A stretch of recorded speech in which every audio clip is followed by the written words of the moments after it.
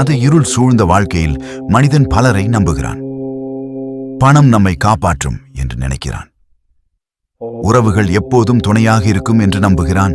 நண்பர்கள், அதிகாரம், புகழ் இவையெல்லாம் நம்மை உயர்த்தும் என்று எண்ணுகிறான்.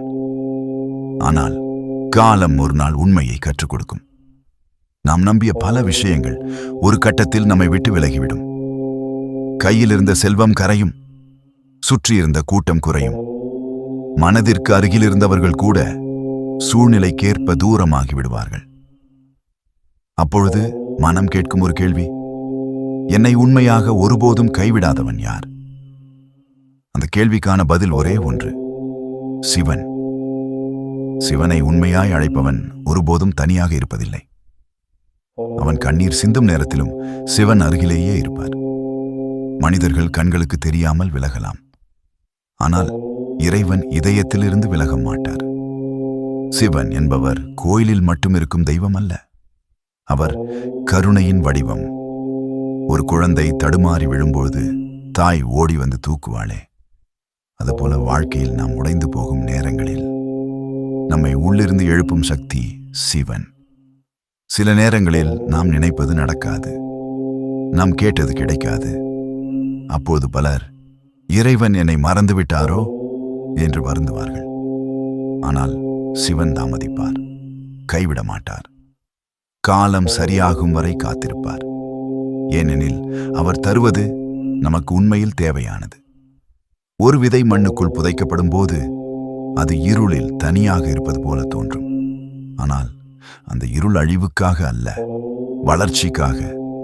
அதேபோல் மனித வாழ்க்கையிலும் துன்பங்கள் வரும், சோதனைகள் வரும். அவை நம்மை உடைக்க அல்ல, உள்ளிருக்கும் வலிமையை வெளிக்கொணர. சிவபெருமான் எப்போதும் பக்தனின் மனதை பார்த்தே அருள் செய்கிறார். பெரிய பூஜை வேண்டாம், அரிய பொருட்கள் வேண்டாம், உண்மையான அன்பு இருந்தால் போதும். ஒரு ஓம் நம சிவாய என்ற சொல்லை மனமுருகி சொன்னாலும் அந்த ஒலி இறைவனிடம் சென்று சேரும். வாழ்க்கையில் எல்லா கதவுகளும் மூடப்பட்டதாக தோன்றும் நேரம் வரும்.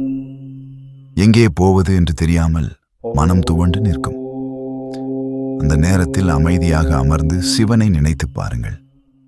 மனம் மெதுவாக அமைதியாகவும் பயம் குறையும். ஒரு புதிய நம்பிக்கை உள்ளத்தில் பிறக்கும்.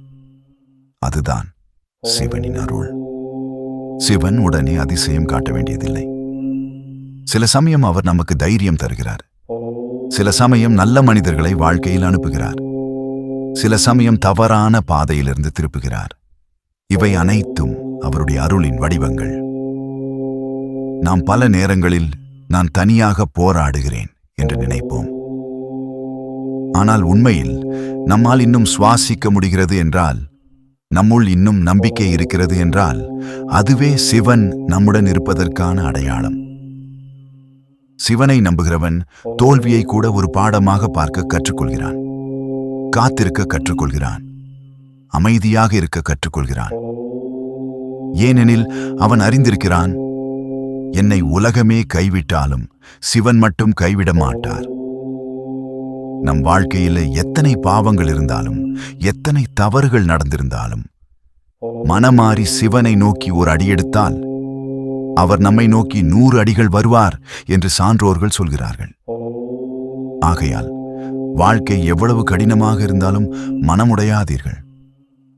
கண்ணீர் வந்தாலும் பரவாயில்லை, சோர்வு வந்தாலும் பரவாயில்லை. ஆனால் நம்பிக்கையை மட்டும் விடாதீர்கள். சிவனின் நாமத்தை பிடித்துக் கொள்ளுங்கள். ஏனெனில் சிவனை கூப்பிடுபவரை அவர் என்றுமே கைவிடுவதில்லை. ஓம் நம சிவாய.